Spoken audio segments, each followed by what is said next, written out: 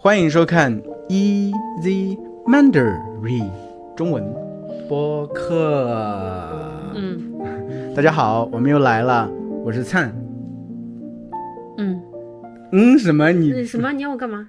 自我介绍哦，我是 Ting 啊。好的，我们是夫妻俩啊。因为上个星期啊，我们聊了一下讨好型人格。其实我发现就是很多人啊，特别是讨好型人格的人啊，很多他们都不怎么喜欢自己，对吧？就是当然对我这个人而言，好像没有太大的问题。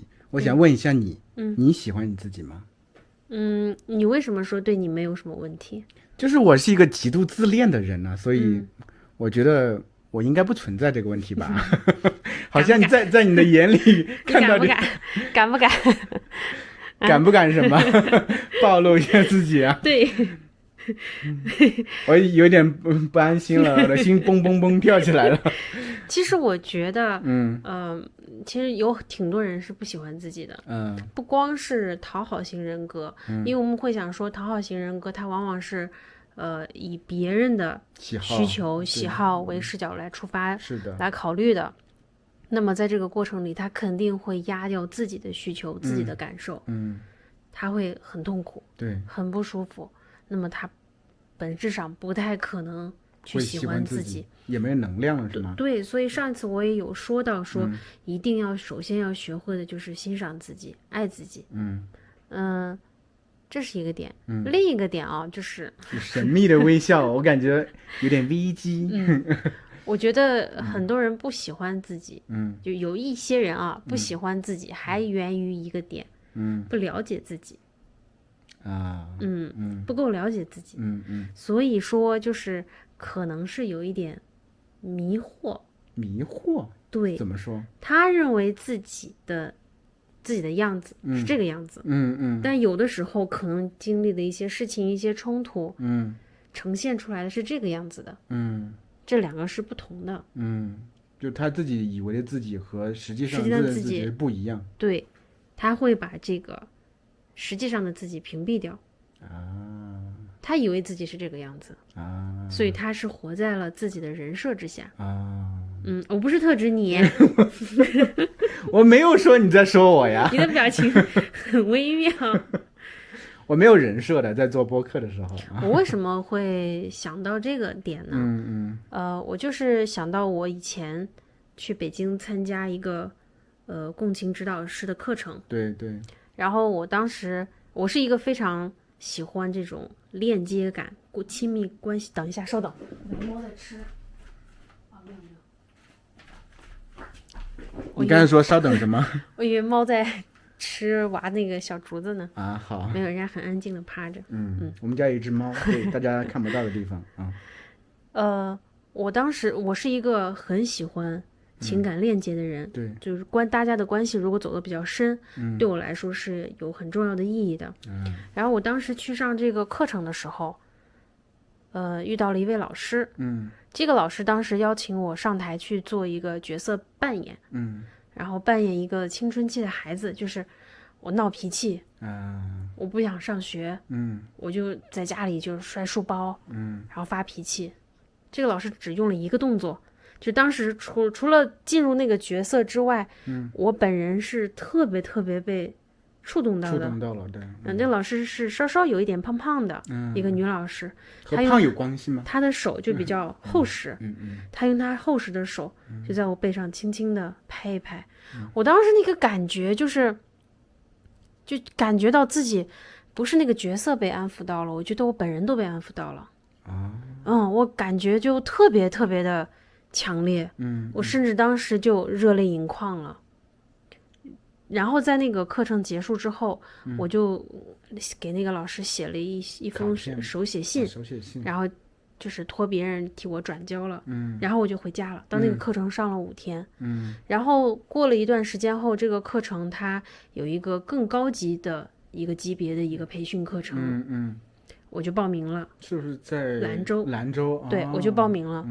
然后那个老师就给我打电话，他看到我的报名就是他看到我那个报名信息，他给我打电话，他说我们这个课程就在兰州的这个高级课程，主要是针对幼儿园老师的，而且我觉得你其实已经学得很好了，我觉得你不用再去了。老师怕你花钱，对，吧怕我花钱，怕我白跑。嗯我说我就是很想去，嗯我总觉得我还吸收的不够，我想去。嗯然后老师说好，你来吧。嗯，然后这一趟对我的影响非常重要。是吗？是的，因为我当时去的时候，咱家娃几岁了？比较小，我记得兰州2、3岁， 2、3岁，差不多。差不多吧。在那个状态下，我去就是上，我和娃是跟着一起哎，去对的兰州对对对对，陪读。那个老师他已经特别注意到我，对对，然后除了上课的正常流程之外，老师专门为我开设了一个环节，哦他让我上台，就这个流程只给我一个人做了，他让我上台，然后去做了一个叫个关系圆圈的一个，当然这个可能在不同的这个流派里啊，或者一些名字会不一地样吧下的那，就是地上的那些活动，地面活动，嗯它的叫法不一样。它大概就是说，你现在在现场挑选一些学员朋友，然后把他们都叫上来，然后你把每一个人，比如说这个学员当你的妈妈，这个学员当你的爸爸，这个学员当你的孩子，这个学员当你自己，这个人当你的爱好，怎么样，就是这样，把所有的人叫上来之后，然后呢，你把你自己这个角色放到最中间，然后你就开始给其余的角色来安排他们和你的位置关系，或近或远的关系。对，然后我在这个安排完整个这个过程之后，就在那个时候是我第一次真正直面自己，真正直面自己。我后来才发现，我其实是把我的父母，放的比我想象的要更离我更近的位置，更近的位置。对，然后我自己其实是离我很想要的东西，比如说和你和孩子之间的那个距离，是略远的。我自己的朋友，我的兴趣爱好，更是远到没边了。非常的远。然后做完那个活动之后，我其实心里头是，不太舒服的。因为我一直觉得哈，我记得我在那段时间去学习啊、上课啊，其实当时我一直觉得我是一个非常棒的妈妈，一个非常棒的妻子，就是在那段时间啊，但是我突然间感觉到我自己好像和我想象的不太一样，然后那个课程结束之后，那个老师跟我说：“你留一下，让大家先走，你留一下。”然后我留下来之后，老师就跟我聊天，他跟我说：“我觉得你，背了一个非常重的壳，好妈妈，好妻子，好女儿，背了非常重的壳，你所有的行为都在把自己套到这些角色里面，但实际上这些都不是你。”我那个时候这个事情对我非常的震动，对。然后我在想，就是我自己其实确实是把我自己硬框在这些框架里面，硬框在这些角色里面，但我真实的我是什么样子的，我好像不是特别清楚。有时候自己不够耐心啦，或者是像小朋友很小的时候，自己状态不好，我很少陪他玩，我也很少跟他对视，就是他都是我挺回避的点，但是我依然觉得我自己是一个做的在妈妈这个角色上做的特别好，就在那个阶段，我觉得我做的特别好，我觉得是，是吧？然后当然在随后的继续的持续的学习当中，包括我跟的老师他给我做了那个就是我们的那个叫什么，我记不得他的专业名词了，就是会去看我们两个和孩子的互动的视频，去帮我们分析，我们自己是什么模式，对，然后再紧接着去学习了策略，就是我们每个人自己的生存策略，然后紧接着我的老师给我做了成人依恋访谈，对，然后在这个过程中，我逐渐的才真正的了解我自己是谁，以及我的这些点是从何而来。然后了解了这些东西之后，我发现我特别不喜欢自己，曾经不够喜欢，到后面了解了之后更加不喜欢，更不喜欢，就怎么是这样？我怎么是这样一个人，对不对？对，然后但是经历了这段时间之后，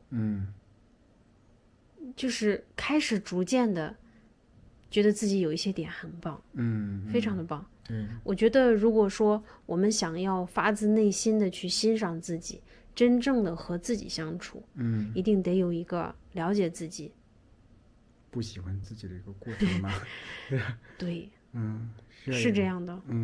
其实我觉得对你来说也一样，你有的时候也是有一点活在自己的是你这样一说，我首先说一下前面一点，就刚才你和我说到兰州这个，我突然真的有点感动，泪目，就真的想象你这一路走来，从那个时候开始，一开始你对自己真的娃小的时候，其实你对自己有很多否定，你觉得自己不够好，但是一直又特别使劲儿想做的特别好，但这个过程中有很多的冲撞，就是心理的冲撞，但其实因为在这个过程中你并不是特别了解自己，所以你觉得自己的行为可能有问题，但并不知道。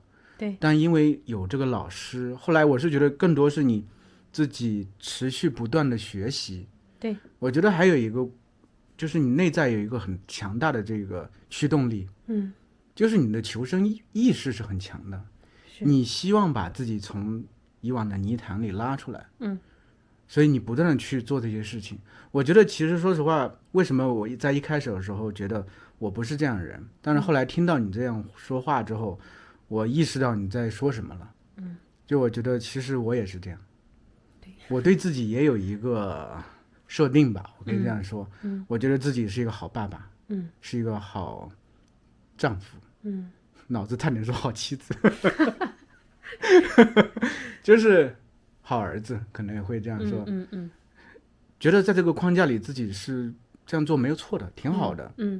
但是真的去开始，后来确实是，我觉得这过了很久很久，开始慢慢直面自己的时候，发现啊，我对你就是有这种就是被动攻击，可以这样说，对吧？就是其实暗戳戳的攻击。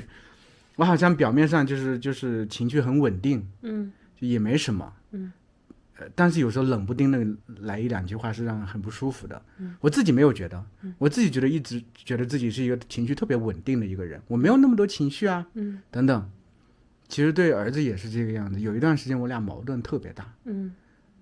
我是觉得这都有一个过程，真的就是从很喜欢自己，不能说喜欢自己，就其实我是觉得可能很长一段时间你已经接纳自己是这个样子。对，是这个样子，其实是让你舒适的，你觉得自己这个状态是对的。因为人需要有信念感呀。你只有相信自己这个状态是对的，你才能很开心的生活，对吧？但是你在这个过程中会发现，特别是我是觉得特别可能在一段关系里头，或者当了父母，可能这个感受更强烈。除了和夫妻之间的关系，还有孩子之间的关系，会更强烈的刺激着你，去真正的对。去面对直面自己不舒服。对，这个时候你可能才能真正看到我原来是这个样子。是。但是我觉得这个是有一个前提的，并不是说所有人对他都需要去说我要直面自己，是需要去怎么样。但我觉得说，如果你想要和别人有更亲密的关系，比如说你和你的孩子，你和你的父母，你和你的伴侣之间，对，你想要有这种真正的两个人可以坦诚相对的这样的亲密关系的话，那我觉得一定是需要真正的直面自己，不要怕自己有时候会有一些看起来不是那么伟光正的一些想法啊，一些念头啊，对，不用担心。就像我现在总是给孩子说的，就是你有什么想法都可以说出来，我都能理解，没有妈妈不能理解的角度，就是我都可以去理解的。对，就是这句话其实我很熟悉，因为你对我也说过，就是我任何想法都可以说出来，对，都可以说。其实我可能确实在这个过程以前很长一段时间，你不相信，我不相信，而且我觉得有些东西说出来不好吧？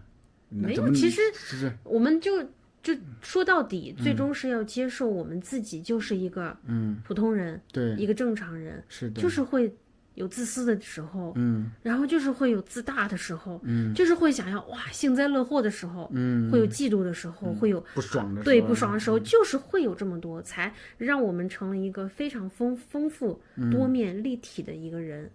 我是觉得你只有是这样坦诚的一个状态，你面对你自己，你才有可能是真正的喜欢自己，而不是说我回避掉我那些我认为可能不太好的东西，我觉得他其实不是真正的欣赏和喜欢自己，他是给自己构架了一个虚拟的一个我感觉像一个象牙塔里面，你就住在里面，对，但实际上你和别人就会缺少真正意义上的亲密的一些交流沟通，这个关系也不太可能走得非常的深。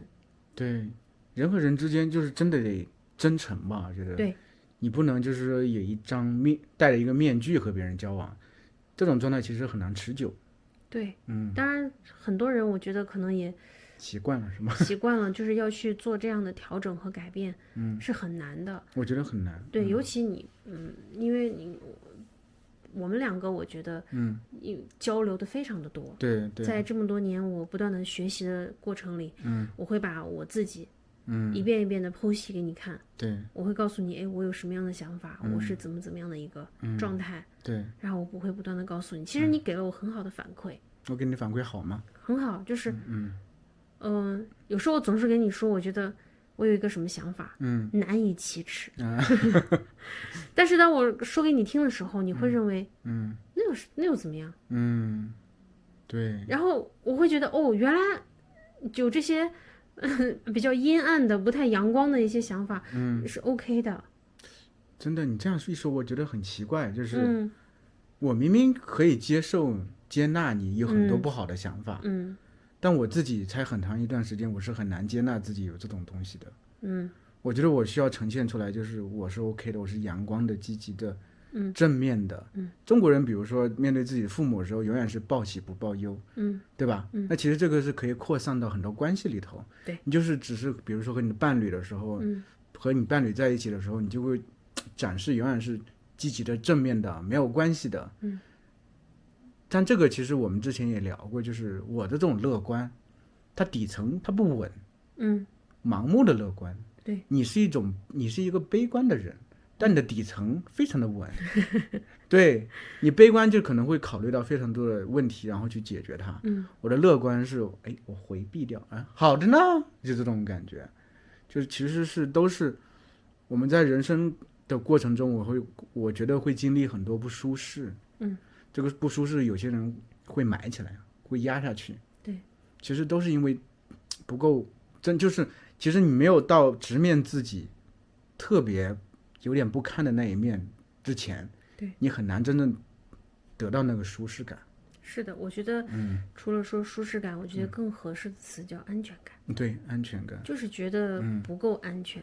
是的，所以我会想说，如果说，比如说像你，还有曾经我的那个状态，其实都是很缺乏安全感的状态。好像我只有是这样的一个人设，我也认为我是这样的人设，我如果不是这样，我可能一些信念就崩塌掉了。对，可能别人就不喜欢我了，对，等等，对吧？是的，所以我也觉得说是我们更重要的是，我们首先一定要认识自己，接受自己有这样的想法。一开始你可能很难找到一个人完全让你觉得放松跟相信，你就告诉他，那么你把它记下来也可以，把它写下来也可以，或者自己写下来，自己给自己录音，自己跟自己对话，都可以，你把它慢慢的说出来，其实都要比你把它深深的埋在心里要好很多。真的，我其实觉得敢这样去做的人是非常非常勇敢，很了不起的。对，非常了不起的，非常牛，非常牛，对，非常非常厉害。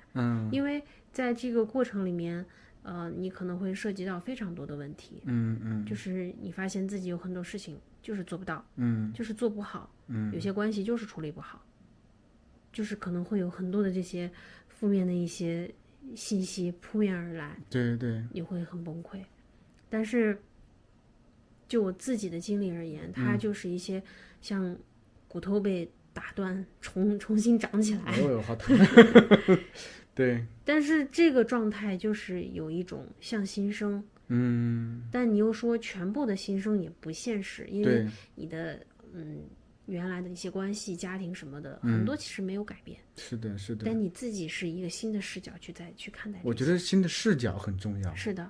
不管看自己、看周边的人、看整个环境，都不一样。对，是的，是会轻松，真正的轻松很多。是的。我会觉得，像我曾经的状态，我是其实隐隐总觉得是有问题的，但是又不想面对，也不敢面对。对，其实是不敢。对，然后接触的一些朋友啊，或者怎么你很好啊，你咋这么好呢？你做的特别好，但我明明知道是有东西是不对的。你说这个，我突然想起来，就是我老说你做的很好呀，我不相信啊。对，你不相信啊，对你自己觉得我就是有些东西没有做好呀。对，所以以至于我到后面在学习的过程里，我特别渴望，我们一起学习的这些人能告诉我的问题在哪里，但是他们都不说。对，就是他们都可能，我是觉得哈，会有一种，哎呀，说了你会不会不开心啊？或者我觉得还是处于可能前一个阶段状态。对，还不是，就是我可能会认为，我们彼此之间是要达到那些直接去直击最深层问题的那样的一个状态、一个关系，但到后面发现不是，也会觉得有点吃力，就是我哪里做的不对，你直接告诉我。我可能会不舒服，但又怎样？我特别特别想要的是问题在哪里，我怎么解决？真的，我觉得这个好像突然让我想起来啊，中文老师的这个本能啊就出来了，就是其实很多东西的底层是相通的，你这个认识自己这种关系其实是一样的。学习中文的时候，因为我最近在教学生的时候，我换了一种方法，就是我是直接给他们给一大段。说完之后，我把这个话记下来，然后一点点给他们直接给改，就怎么用正确的中文去说。然后有几个学生给我反馈，就是老师从来没有老师这样和我这样说过，告诉我这些问题在哪里。很多老师都是鼓励我说你做的很好呀，你说的已经发音很标准了，你的句式我们中国人也能听得懂啊。但是他投入到真正的这个中文的使用和环境，他就会反馈没有那么的好。对呀，就没有那么好。是的，而且你说的就是有问题。对，因为很多中文老师，因为毕竟学生是自己的客户，对吧？所以还是在一定程度上，一方面要捧着，一方面要保护着，所以很多话不会直接说，也是习惯性的。但我觉得其实你就是需要告诉学生，你这个地方没有做对，没有说好。他才能看到自己的问题，才有进步的可能。这个其实和这个问题其实是一样的，对，是相通的，对吧？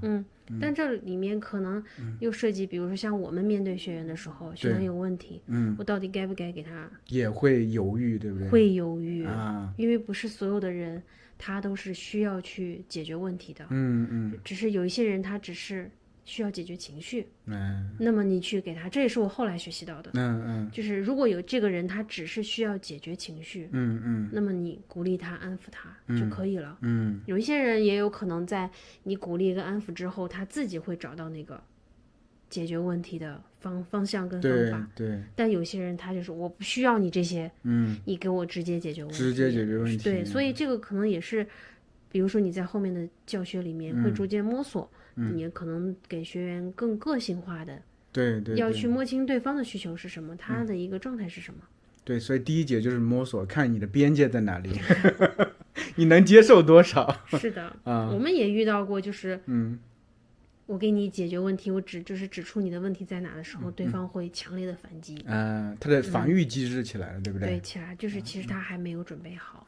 那么在这种情况下，其实，那就给你提供情绪价值，让你先平静下来。对，因为成人比孩子要复杂特别的多。我觉得是。像小朋友有了情绪，我们就会知道，我可以先让你把情绪流淌完，然后我理解你的状态，等你情绪平复了，我们再一起看看解决办法。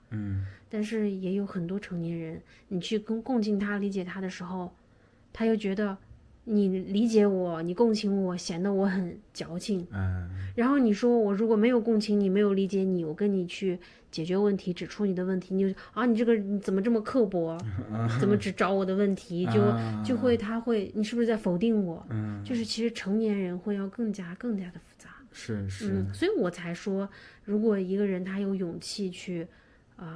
直面自己，去看我就是存在这些问题，你说什么我都听，我都去听，然后但我不一定全信哈，对，我都去听，然后我结合我自己真实的状态，我再去思考，我再剖析我自己，我再真正的去了解我自己，所以我觉得这样的人是真的非常了不起的，很勇敢，了不起，所以今天这个问题啊，它其实表面上就是你喜不喜欢你自己，其实更深层次就是你愿不愿意去直面自己。